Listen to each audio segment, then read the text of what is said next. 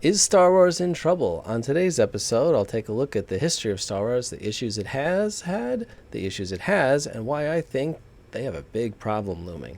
My name is Jim. I will be your pal for today, and this is the Jim Pal Podcast.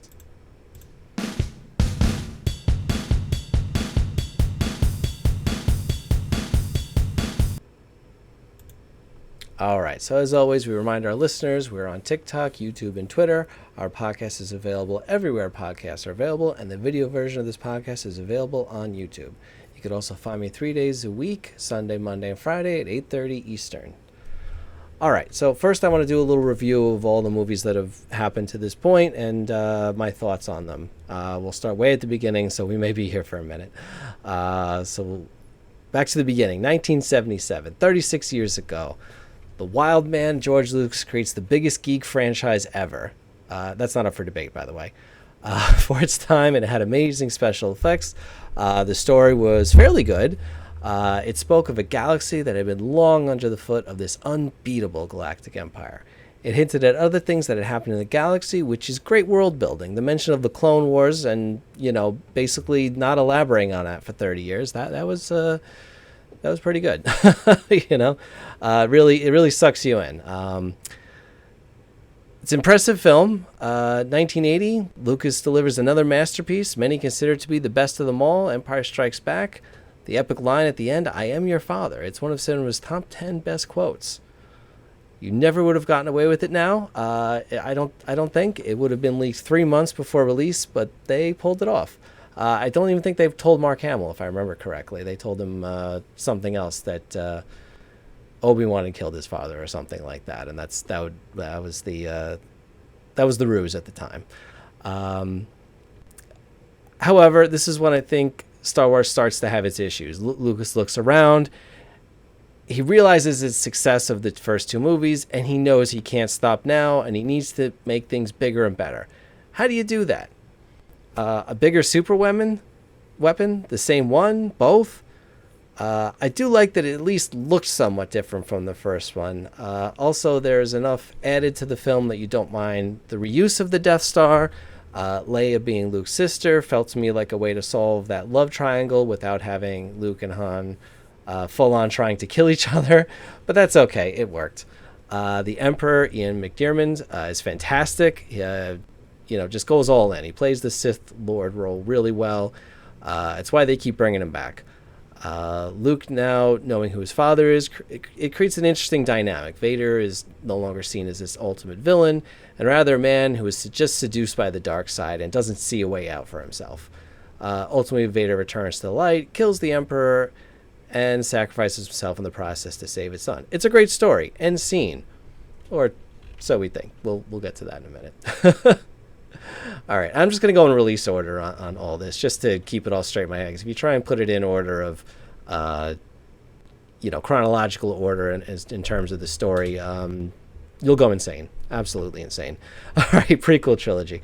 Okay, this one gets off to a rocky start with some multiple culturally insensitive races. The Stray dispute was a bit weird. It's too realistic to be entertaining, quite frankly. It was great to see the Jedi in full force, though. The Council, Yoda returns, etc.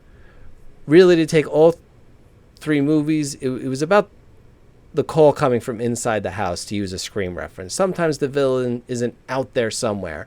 It's right behind you. It's here already. It's that friend you know. It's your work friend. It's already here. That's great storytelling as far as I'm concerned. As far as the plot goes, the plot is very solid for the prequels, I think. The purpose of the prequels is really just to tell us how the Empire rose and how Vader turned in the first place. Anakin didn't start out a bad guy. He had certain frustrations because as powerful as he was, he couldn't control everything. That was really his problem, right? And that drove him crazy. He loved Padme to the point where he would have done anything to save her. Damn it all. Just kids, doesn't matter. He wasn't going to let anything stand in his way. The Jedi, the younglings, prisoners of war, it didn't matter. If Palpatine was going to save Padme, he would do it all. Of course, promises of the devil being what they are, it doesn't really work out for him. Like, at all.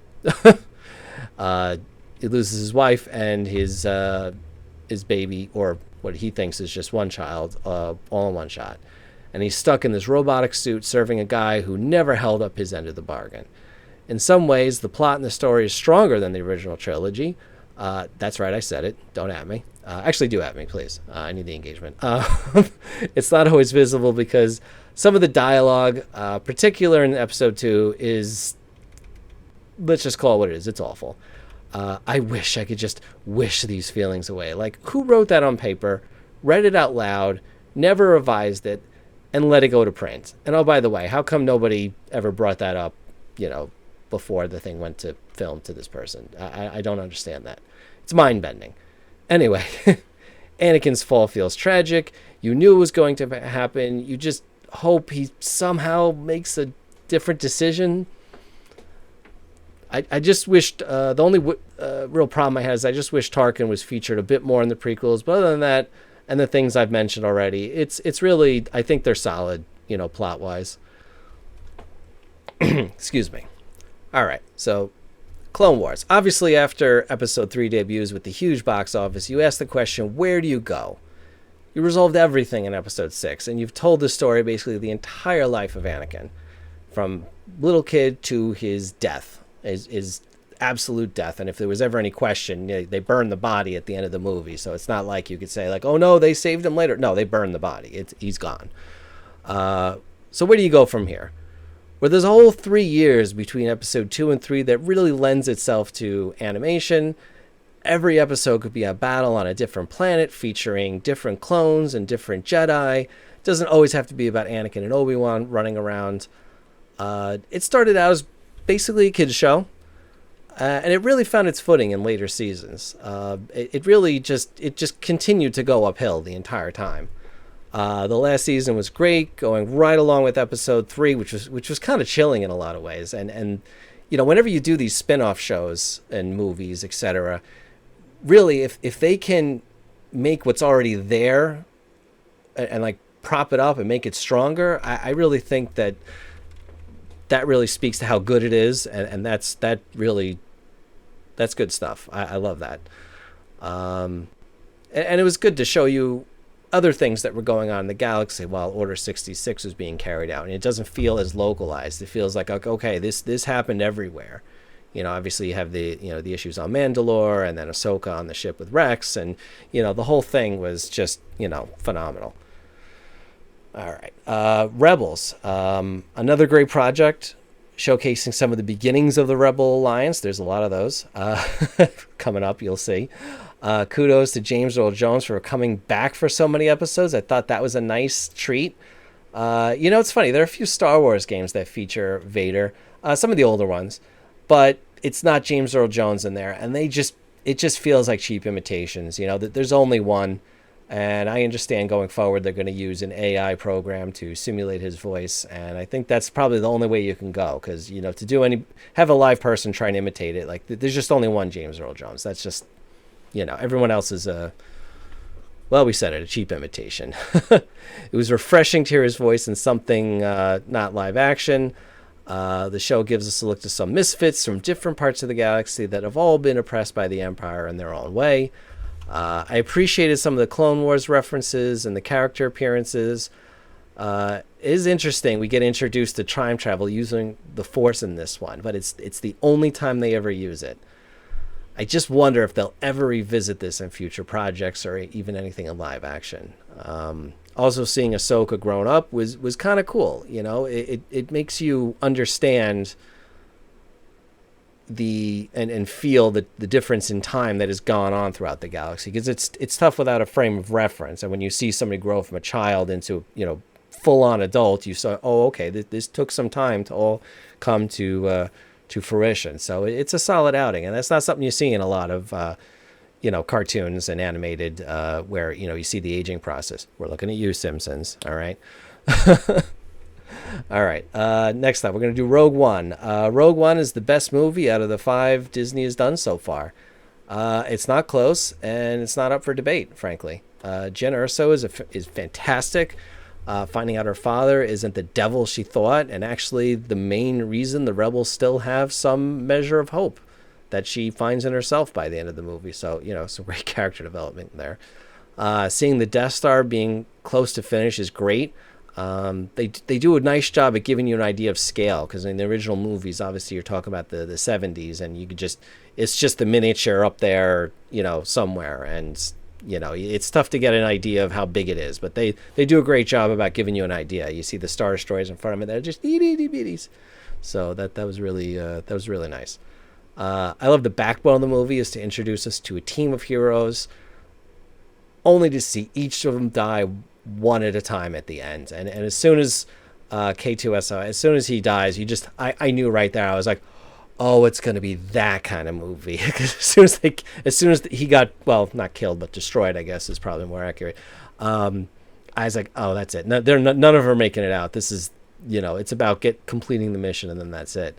But they had great character development, which in the end had their deaths mean something when it does happen. Andor and Jyn sitting on the beach as the shockwave comes for them, with only a hope that their message got out and their deaths amounted to something. People love when there are stakes in a movie. The movie wouldn't have worked if the Rogue One had skipped off into the sunset arm in arm without a single casualty. It's kind of why the series like Walking Dead, it was so popular, because nobody was safe, except for Rick Grimes, and we thought his son for a long time, but then he ended up biting it. Spoiler alert for anybody who hasn't been watching The Walking Dead, but I guess you would have been caught up by now. And that Vader hallway scene leading into the Tantive 4, Vader is scary again, guys. That's the one thing I love that Disney has done. Like they really have amped up the scariness. Like he was always intimidating in the original trilogy, but this made him scary, like a horror movie villain. The way he hunts everyone down, the darkness, the only thing lighting it up is his red saber as he cuts through everyone. I remember audibly gasping when the lights went on in the ship and I realized what they were doing, and that they were launching into the beginning of A New Hope, because you don't really get an idea of how close it is to the beginnings of Episode 4. Excuse me. So that was really a nice thing that they did. Lastly, the CGI Leia was serviceable. Tarkin obviously were a bit more issues because he was featured more in the movie, but it was serviceable. I do love the jokes made that we can't wait until 1977 for a sequel. Those were nice memes to see later on. But, solid movie. The fact that this movie sparked a spin-off speaks volumes, because it is itself a spin-off if you want to be technical about it. So the fact that a spin-off can also generate a spin-off is really, it speaks volumes. It really does. All right, here we go. The sequel trilogy. Okay, here we go. Where to start? First, we're not going to have nice things, I'm sorry to say. First off, was there ever a real plan here? Did Kathleen Kennedy have any solid plan of what she was doing? It really doesn't seem like it. Force Awakens was just a rehash of Episode 4.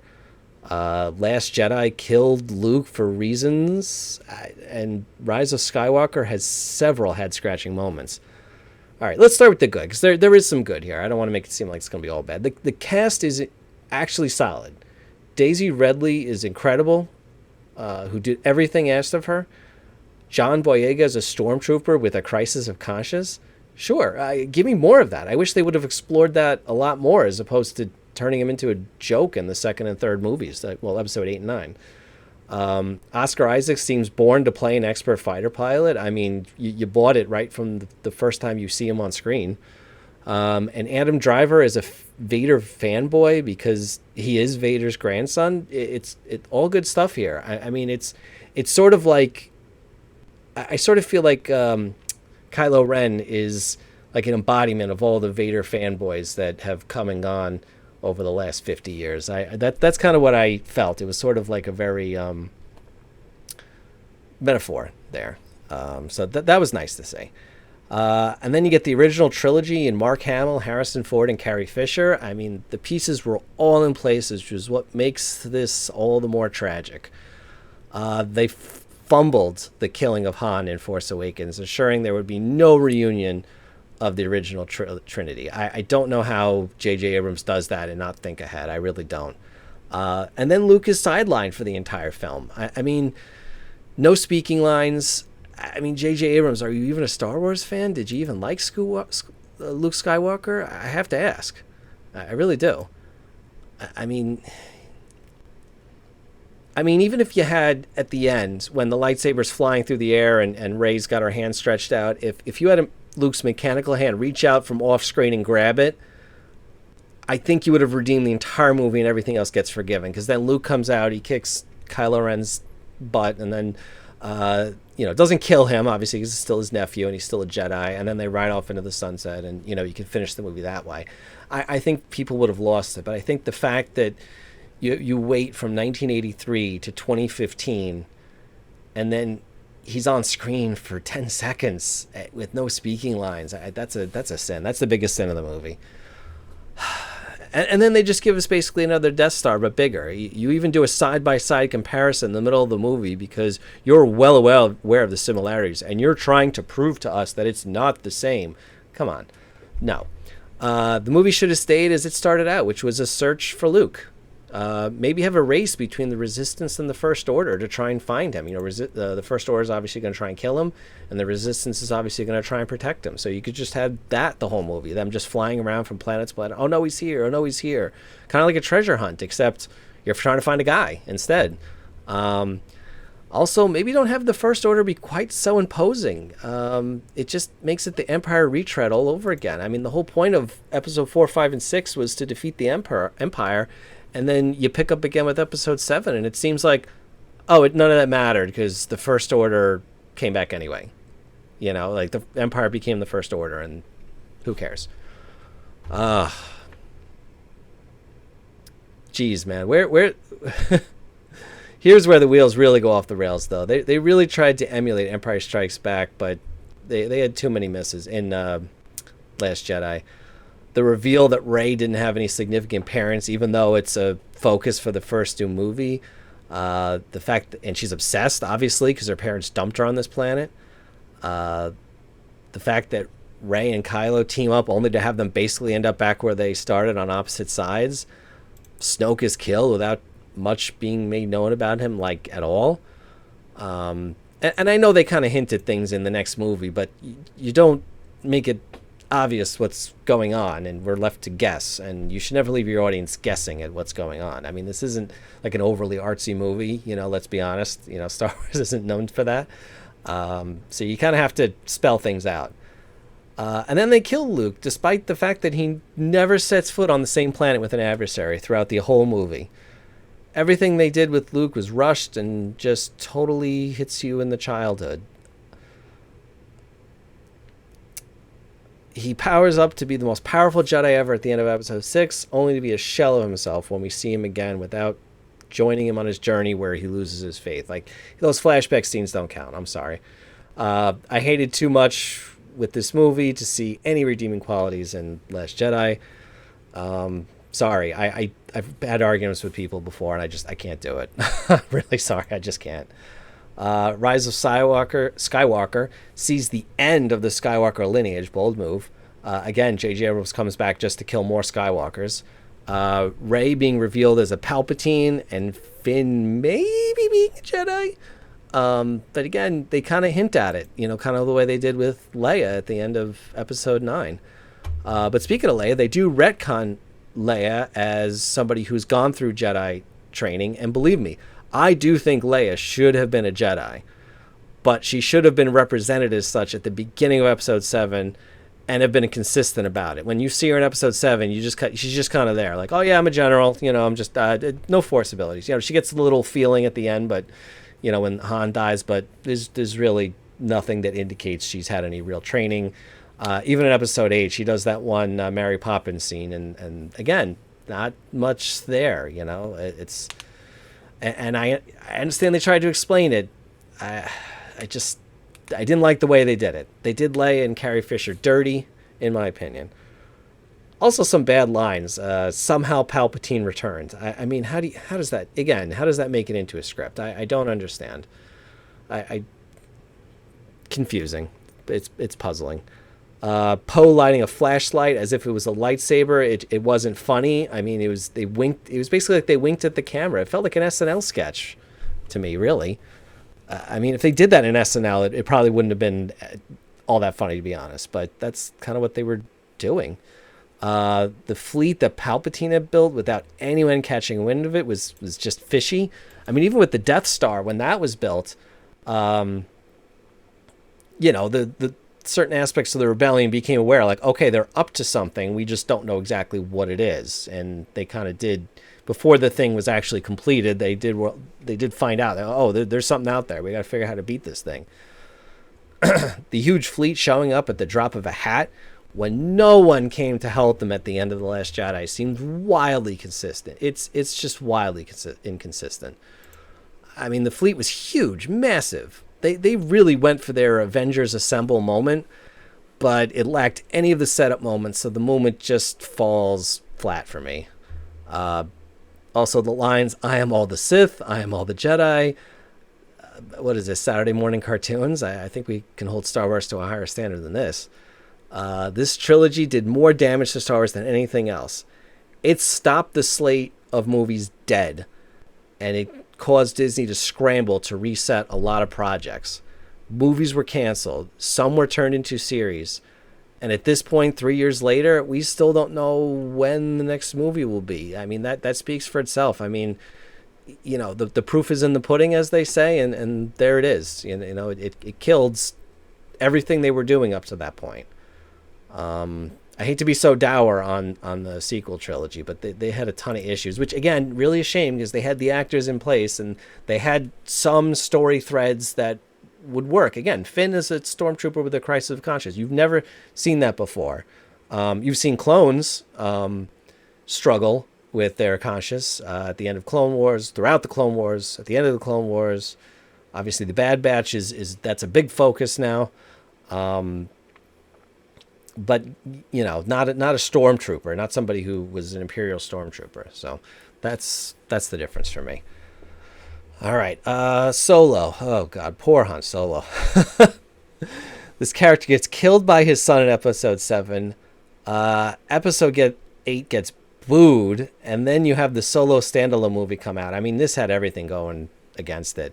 This felt like it should have been one of those Disney Plus series, honestly. There was nothing really groundbreaking.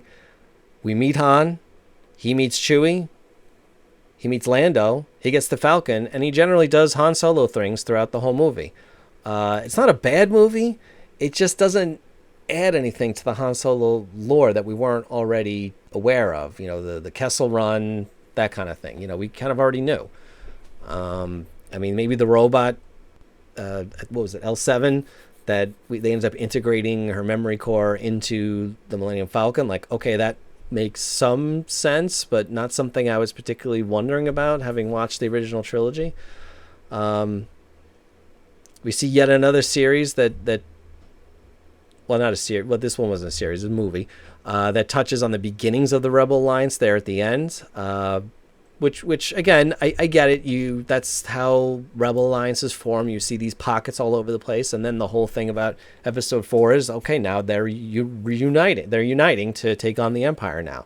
They can't fight it alone anymore. They got to form a solid force to attack all at once. So I kind of get that. But the movie bombs at the box office. It wasn't totally the movie's fault, but it didn't do anything spectacular to redeem itself. It really didn't.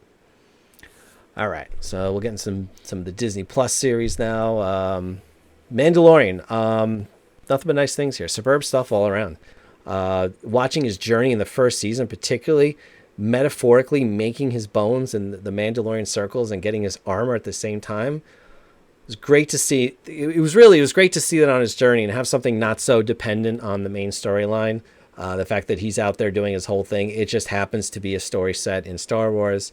But it was nice that they went and kind of established him by himself before, in the second season, they introduced all the other characters. They got Ahsoka, Boba Fett makes an appearance, Luke obviously makes that spectacular hallway scene at the end. There's something genetic about Skywalkers and hallways kicking all the butt. So that was great to see. And then, season 3, obviously we're right in the middle of it. He's trying to, redeem himself in the eyes and ears of the Mandalorian. Obviously, we've only had 2 episodes so far, so there's not much to dissect there just yet.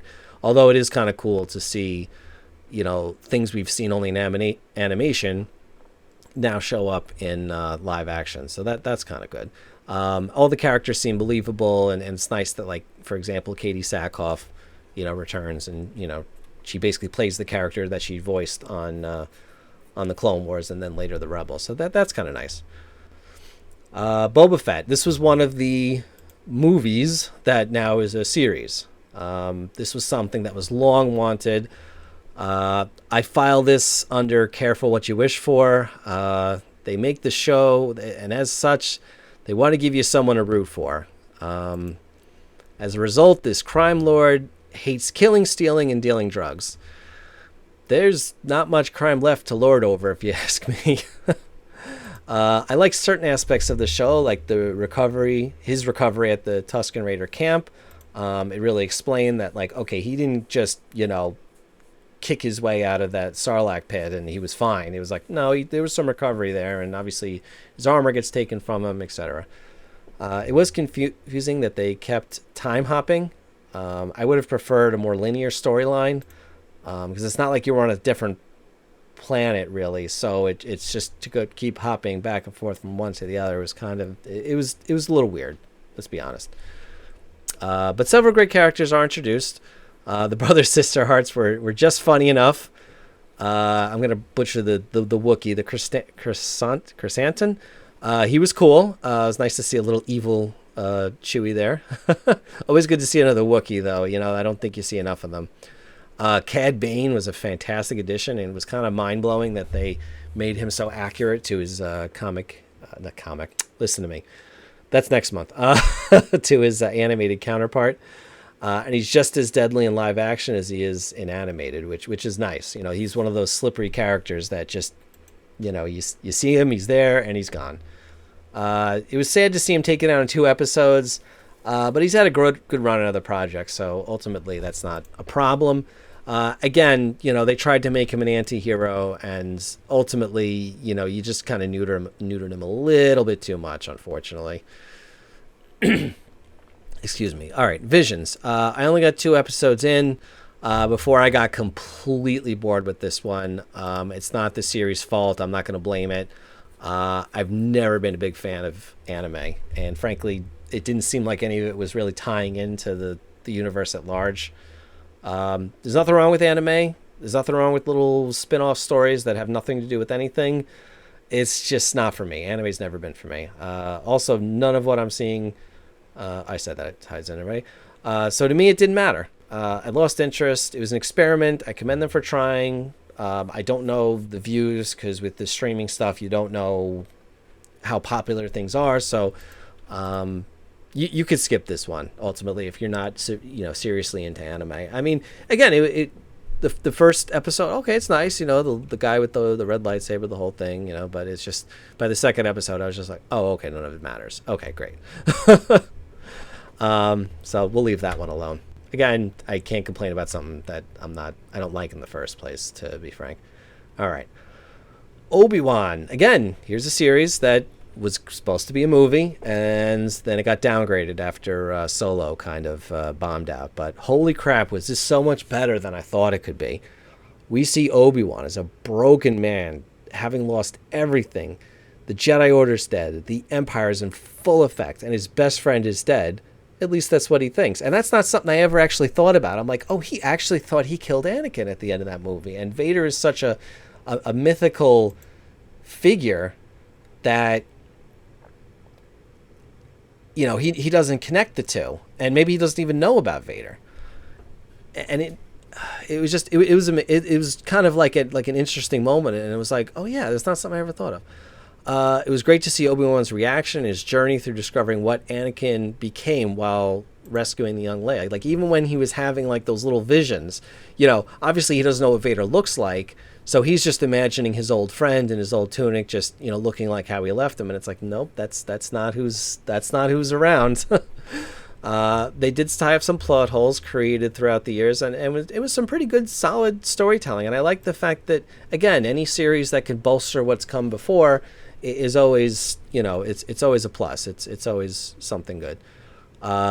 the scene where Vader's mask is sheared in half and you get a mix of James Earl Jones and Hayden Christensen's voice, that was fantastic.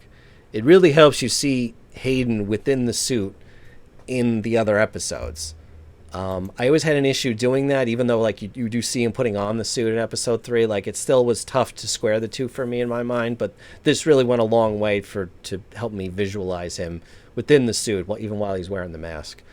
It was chilling hearing his voice fade from Hayden to Jones and back. The "you didn't kill Anakin, I did" line.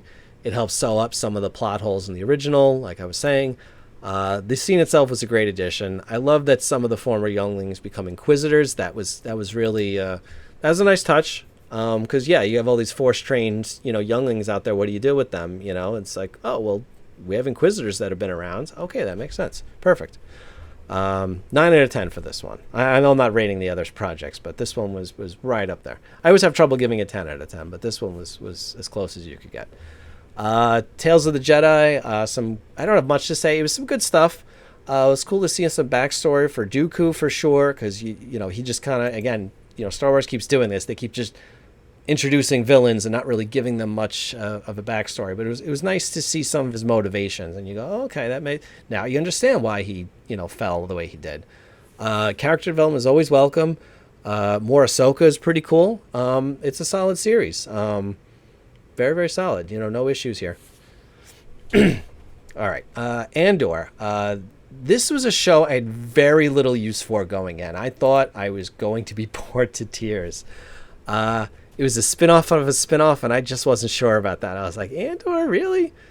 Upon watching, though, I, like everyone else, was very pleasantly surprised. Watching the rebels operating in different cells, trying to get a few small victories, it kind of touches on what I was mentioning earlier, that, you have all these different pockets of rebels showing up in the different series, and, they're not really working together yet.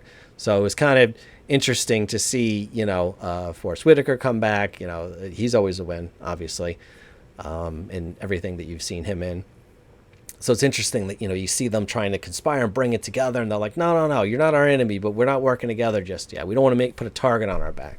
So that was interesting. The prison story arc was particularly fantastic and very good metaphorical representation of what was happening galaxy-wide. The prisoners believed they would leave when their sentences were up, when that was never the case. Andy Serkis in a prison outbreak scene? Where do they come up with this stuff? But I'll take it. Great speech, great escape. It had me cheering from the couch. And there's very few moments in cinema or TV or streaming or whatever where I'm actually like, cheering somebody on and I start getting pumped up. There's very few times that actually happens. I mean, I like stuff, obviously, but very few times I'm like actually cheering for things. And then the heartbreak when he just stands there and he just goes, I can't swim. And you just go, man, so you did all that, got everybody to this moment, and you knew you were never leaving this prison. Not alive, anyway. He'll as soon as the Empire regroups, he's a dead man. I do wonder, considering he did the voice of Snoke, if they're going to make some kind of connection there. I don't know. I don't see it because I don't see enough Snoke in him, but, I don't know. Maybe in season 2 they'll touch on it. But all good, though. 9 out of 10 for this one. Very solid. Bad Batch. This is, again, continuing with the Clone Wars. You can call this Clone Wars Season 8 for all I care. It's a show that deals with the immediate impact of the rise of the Empire and the clones slowly being phased out in favor of this Imperial recruitment that they're trying to do. Obviously, you have the Bad Batch running around the galaxy, just trying to survive and stay off the Empire's radar. The Rebels tie-in featured in the opening episode was very clever.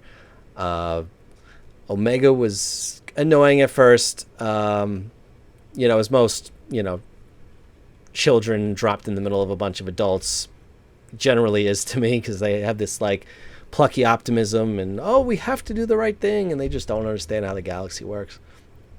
It always kind of annoys me in these shows they try and do it, but she's growing on me.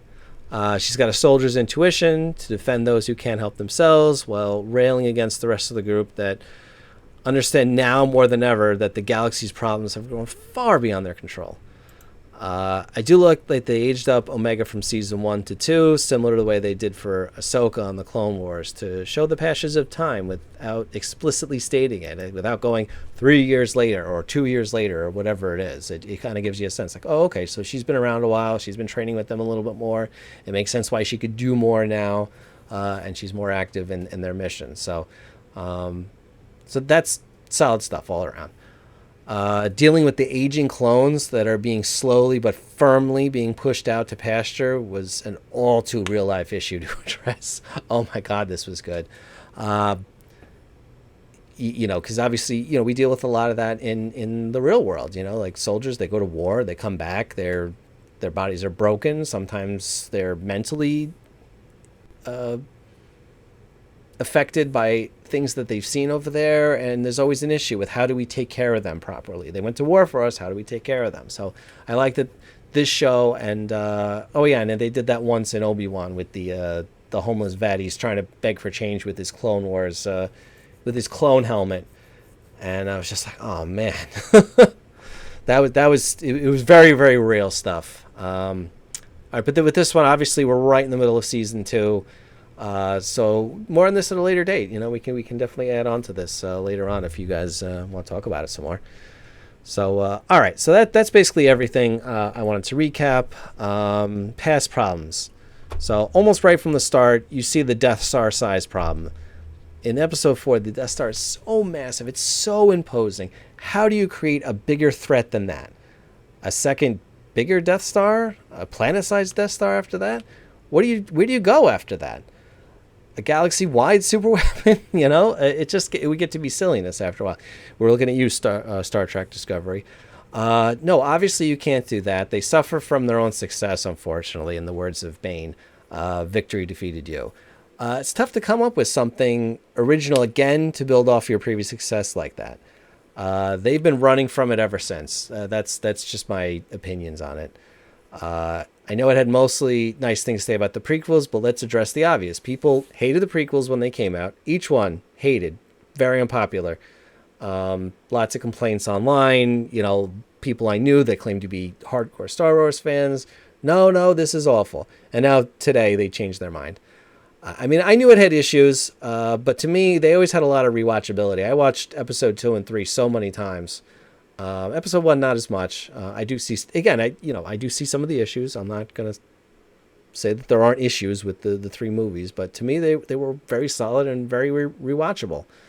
I usually skip the romancy stuff in episode 2, and I'm usually pretty happy. Seth Green, huge Star Wars fan. He edited the 3 movies down into 1 to cut out the stuff he didn't like. Just to give you an example of, how people reacted at the time. And the second the sequel trilogy started, it's like we collectively decided to forgive them and move on. Now, maybe we do that with the sequel trilogy someday. Honestly, they need to do more surrounding the sequel trilogy. That's really what they need to do. We'll touch on that in a little bit. But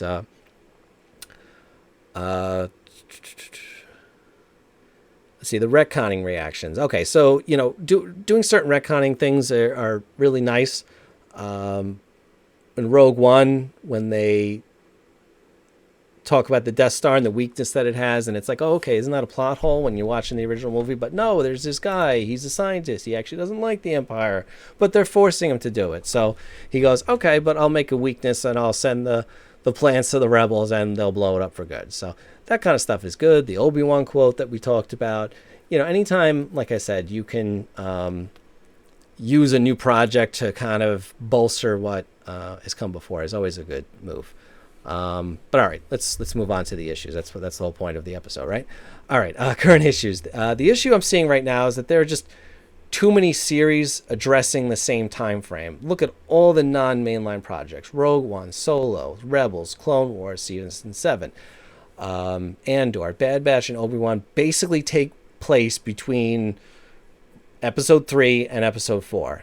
Mandalorian, Boba Fett, and soon to be Ahsoka take place after Episode 6, which is nice, but they need to do more of that. They need to move the story forward. They're talking about second seasons of Andor and Obi-Wan, which by themselves I wouldn't mind. But there are still too many projects retreading the same territory over and over. Empire scary, Vader undefeatable, rebellion forming somewhere out there. Just you wait. We've seen it. Again, it's fine for the moment, and there are several moments in Andor and Obi specifically that are great. Very, very solid stuff. I just wonder how long Star Wars fans will tolerate it. And just keep in mind, too, also, it's not like Marvel, where you have a near endless supply of comic books and lore to draw from. Star Wars started as movies and transitioned the opposite way. Now, there are Legends books, which they can draw from, and they've done a bit already. Ben Solo and Thrawn are very prime examples. They sort of did their own twist on it. They took Thrawn from the time period he was in and, put him at the beginning of the Empire instead of the end. And Ben Solo, instead of being Luke's son, it's really, Leia and Han's son. And, that's another retconning thing that they did, which was very nice. In the Obi-Wan series, giving that connection between Leia and Obi-Wan, which helps you understand why Leia reaches out to Ben in the beginning of episode 4 to help. So that does make a bit more sense, and why they named the kid after him, because obviously she's got these fond memories of him from when she was a young child, and that obviously sticks with you for a long time. They should, with the Legend stuff, they should figure out what Star Wars fans liked and use more of that where they can. Again, they should, but again, you could take certain elements from it, but ultimately you need a plan, an overarching plan of where you're going to go from here. Now maybe they have more projects to deal with that deal in the sequel trilogy time frame, and honestly, I think they do need to do that. How did Palpatine come back? Where did Snow come from? How did Maz end up with Luke Skywalker? How did Poe get so good at flying? Leia's training as a Jedi, you could make a whole series on that. Obviously, you got to recast her at this point. I understand that. Sadly, Carrie Fisher has passed, and you can only do so much with the de-aging technology anyway. They only use Luke in, brief scenes. But I'd like to see more of that kind of stuff. It might bolster the trilogy the way many of the projects mentioned here have done for the first two trilogies. It might make the sequel trilogy more palatable. Maybe we even learn to like them someday. Honestly, they need a lot of work, but it could be done. You've started with The Mandalorian, Boba Fett, and Ahsoka. It's about 10 years, I believe, after the original trilogy, after Episode 6. So, you have a 20-year time frame that you could fill with a lot of things. Just remember, Disney, you don't have to make everything about saving the galaxy every single time. Sometimes you could take your time leading up to it. Do some character development. Make us care about the characters. Honestly, I love the characters in the sequel trilogy. And the actors that did their part. They did, for what they were asked to do, they all did great. I think the biggest sin is John Boyega. The way they marketed him in for Episode 7, making it seem like he was going to be the Jedi, and it's like, okay, he's this former stormtrooper, and it's like, okay, well, he's got a strong connection to the Force, obviously, that he just hasn't learned to use yet. And then he picks up the lightsaber, you go, here it is, and then that's it for him. He's basically given side missions and silliness through the next two movies, and he's ultimately a punchline. And and then the line, Rey, I never told you, and then they never revisit it again. Like, what were you gonna say, Finn? I don't understand. But the need to make every movie feel like the end was imminent is just exhausting, and you don't need to do that. Only Luke, Han, and Leia were really at stake in Empire Strikes Back, and it was the strongest of the three. The galaxy was okay for the moment. The Empire was still in control, but they weren't blowing up planets for the time being. Vader was focused on his revenge, overly obsessed. You kind of really get that's where you feel the Hayden Christensen coming in, because he tended to obsess over things too. So that was a solid connection between the two trilogies there. Maybe we could build up to a live action movie featuring Ahsoka, Din Djarin, Boba Fett, Luke, Grogu and Ezra Bridger. Yes, because he's coming back. Why not? I mean, that's why the Avengers worked. They each had their own solo movie building up their stories, and then they teamed up. What if Finn had a solo project where we, really explore his PTSD from all the training of being a stormtrooper, and then, maybe have him go through some of his thought processes when, at the beginning of episode 7, when he has that crisis of conscience. It would be a really interesting thing to see. I'd like to see more of that. And and Boyega seems capable of doing all this. But that's my thoughts. Again, Star Wars needs a plan. That's my biggest, that's the takeaway I want you to have from this episode. Thank you guys so much for tuning in. Again, you can find me on Twitch, TikTok, Twitter, and YouTube. Obviously, if you're watching this on YouTube, you found me already. This podcast is available everywhere podcasts are available. My name is Jim. I have been your pal for today, and this has been the Jim Powell Podcast. Thank you so much. Bye-bye.